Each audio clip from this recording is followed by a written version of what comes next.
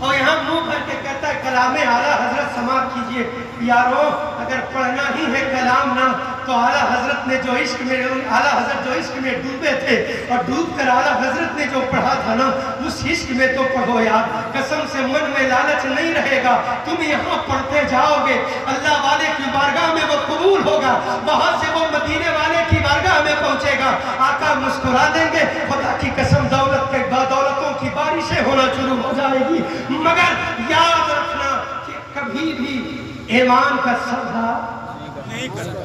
ذرا وہاں تک بولو, ایمان کا سودا نہیں کرنا. ورنہ یاد رکھنا کہ جب دین اسلام کو پھیلانے کی باری آئی نا, کوئی نہ کوئی ظالم آ کر کھڑے ہونے کی کوشش کیا ہے. جب سرکار غریب نواز آئے تھے تو اس وقت اکبر نام پہ ایک ایسا آیا تھا جو چاہتا تھا کہ میں کوئی ایسی حکومت قائم کر دوں جو پورے ملک ہندوستان میں مجھے مانا جائے. سرکار غریب نواز کے اٹھنی کے کجابے کے قریب گیا نا تو کہا آپ کون ہیں؟ کہا میرا نام تو حسن ہے مگر مصطفیٰ نے میرا نام معین الدین رکھا. سبحان اللہ.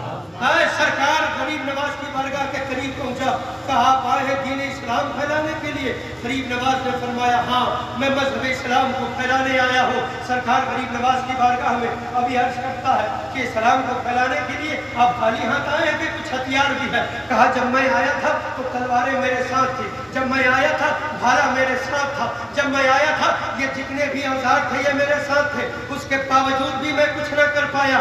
غریب نواز سے کہتا ہے کہ آپ آئے دین اسلام پھیلانے, کچھ لے کر آئے ہو؟ غریب نواز نے فرمایا بہت کچھ لے کر آیا ہو. گیا جیسے ہی اٹھنی کے قریب کچھ صندوق کو جیسے ہی کھولا ہے, کھولنے کے بعد کیا دیکھتا ہے؟ ایک امامہ ہے, کچھ مٹی کے برتن ہیں, ایک عصا ہے. سرکار غریب نواز کی طرف نظر اٹھا کر دیکھا, کہا مذہب اسلام کو بچانے آئے ہیں, مذہب اسلام کو پھیلانے آئے ہیں, یہ یوں ہی نہیں پھیلے گا, یہ یوں ہی نہیں پھیلے گا, یہاں ہتھیار کی ضرورت ہے. سرکار غریب نواز نے فرمایا کہ میں آیا ہوں اپنی مرضی سے نہیں بلکہ مجھے مدینے والے نے بھیجا ہے, اور جو مدینے والے نے مجھے بھیجا ہے اب وہ جانے, اس کا رسول اس کا اللہ جانے, میں تو صرف آ گیا ہوں. مگر یاد رکھنا اس وقت بھی اٹیک میں سامنے اکبر آیا, وقت گزرتا گیا.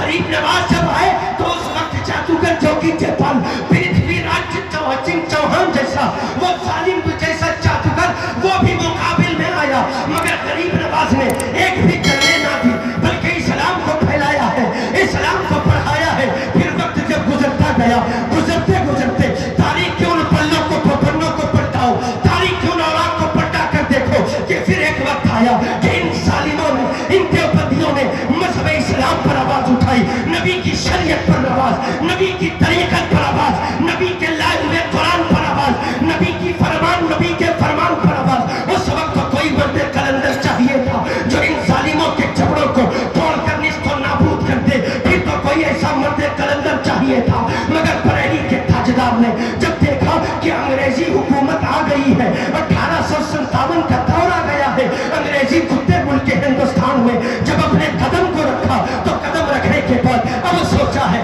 کہ اسلام کو مٹایا جائے تو کیسے مٹایا جائے, اسلام کے ماننے والوں کو اگر اسلام لانے سے روکا جائے تو پھر کیسے روکا جائے. تاریخ کو پلٹا کر دیکھو, اس وقت جب ان انگریزی کتوں نے یہ پلاننگ کیا تھا کہ اب اسلام کے ماننے والوں کو روکا جائے, اسلام پھیلنے نہ دیا جائے, اس وقت کچھ انگریز آئے, آنے کے بعد سوچا کہ یہ اسلام کو مٹایا کیسے جائے, اسلام کو روکا کیسے جائے. تو کسی نے کہا اسلام کو مٹانے کے لیے کسی پروفیسر کے در کی ضرورت نہیں ہے, کسی انجینئر کے چوکھٹ کی ضرورت نہیں ہے. تو کہا اسلام کو اگر مٹانا ہے تو نبی کے غلاموں کے دلوں سے اس کے مصطفیٰ کو مٹا دو, اسلام اپنے آپ مٹ جائے گا. تاریخ اٹھا کر دیکھو, جب یہ 1857 کے ان انگریزی کتوں نے ہمارے ان دیوبندی نسل کی حرام خور اولادوں کے ساتھ اپنا ہاتھ میں ہاتھ دے کر جب سودا کیا تھا تو اس وقت پر یہ آواز اٹھی تھی کہ اب اگر کوئی اسلام کو بچانے کے لیے,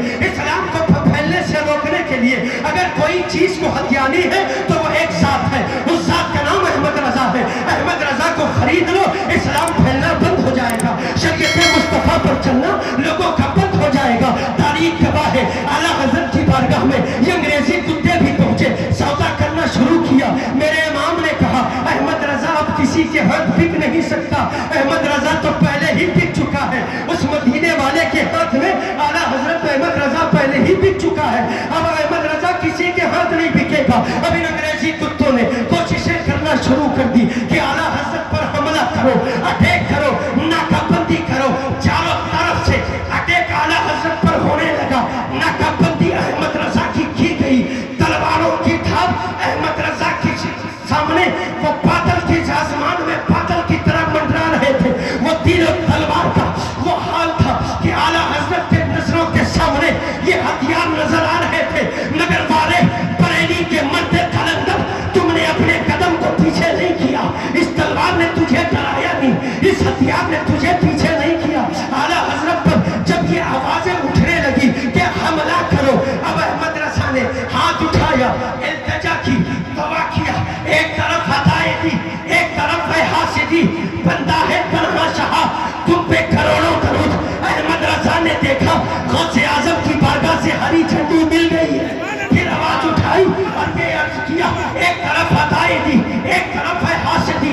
बंदा है तन्हा शाह, तुम पे करोड़ों दरूद। आला हजरत ने देखा मोइनुद्दीन की बारगाह से हरी झंडी नजर आ गई। फिर आवाज उठाई और अर्ज किया, एक तरफ हदायत दी, एक तरफ है हासिदी। बंदा है तन्हा शाह, तुम पे करोड़ों दरूद। साबिर कलियत की बारगाह से फिर वो हरी झंडी अहमद रजा के लिए। जब इतने बुजुर्गों के मजारों के मोहब्बत के पट्टे जब अहमद रजा के बाजू के ताकत बने और गले में आए ना, तो वो बरेली का मर्द कलंदर फिर इन जालिम कुत्तों से डरा नहीं। न तलवार की डर अहमद रजा को रोक सकी, न तीर की अतवार अहमद रजा को रोक सकी, नहीं अंग्रेजी कुत्ते बिकाऊ मौलवियों को अहमद रजा को रोक सकी। उतरा बरेली का मर्द कलंदर मैदान पर, उठाया कलम और लिखते लिखते उस मकाम पर आकर फायज हुआ कि सब उनसे चलने वालों के दुल हो गए चराग। अहमद रजा की सम्मा फरोजा गया। ये किसी बिकाऊ मौलवी का माजल्ला नहीं, ये सच्चे आशिक़े रसूल का नाम। गुजारिश करता हूँ अहले स्टेट से भी और आवाम से भी और हुजूर ताजुल मुस्लिमीन की बारगाह में कि जितने नचनिया शोरा हैं खुदारा उन्हें न बुलाए, जितने सौदेबाज खतीब हैं खुदारा उन्हें न बुलाया जाए। इनसे कहो ना, अगर तुम्हें इतना दर्द है कि 60,000 लेता हूँ, 10,000 रख कर 50,000 में गरीब की शादी करवाता हूँ, तो इनसे एक बात मैं अर्ज कर देना चाहता हूँ जाते जाते। एक भैया 10 लेकर ना वो 50 को कमेटी वाले के पास छोड़ कर जाएगा। 10 लेकर 50 कमेटी वाले के पास छोड़ कर जाएगा। अब कहना ये मेरे तरफ से इस मोहल्ले में 2-3 गरीब बच्चियों का निकाह कर दिया। सुभान अल्लाह, सुभान अल्लाह। एक ऐसा निकाह है कि पूरा 50 का 50 अंदर, ये कैसा गरीबों की मदद है। मगर मैं ये अर्ज कर देना चाहता हूँ, मैं जानता हूँ सुबह क़यामत तक ये अपना बदल सकता है, न बंद हो सकता है। ये जो नचनियाँ आ गए हैं नाचते ही रहेंगे। मगर तुम कोशिश करो कि इस स्टेज पर ऐसे शोरा न चढ़ने पाए, ऐसे खतीब न चढ़ने पाए जो शरीयत मुस्तफ़ा को बेचते हो, मुस्तफ़ा जाने रहमत के दीन का सौदा करते हो। रब्बे कदीर की बारगाह में दुआ करो, अल्लाह आलिम को भी गैर आलिम को भी हुजूर शेखुल मुस्लिमीन के नक्शे कदम पर सिद्ध दिल से चलने की तौफीक आमीन। दुआ करें रब की बारगाह में, अल्लाह शेखुल मुस्लिमीन की भी हम सब गुलामों के दामन में डाल दे। मौला ये दामन हमने फैलाया है अपने शेख की बारगाह में। या शेख करम कीजिए सरकार, ये दीवाने आपकी मोहब्बत में बैठे, मुझे मालूम है आप मुस्कुरा देंगे, अल्लाह राजी हो जाएगा।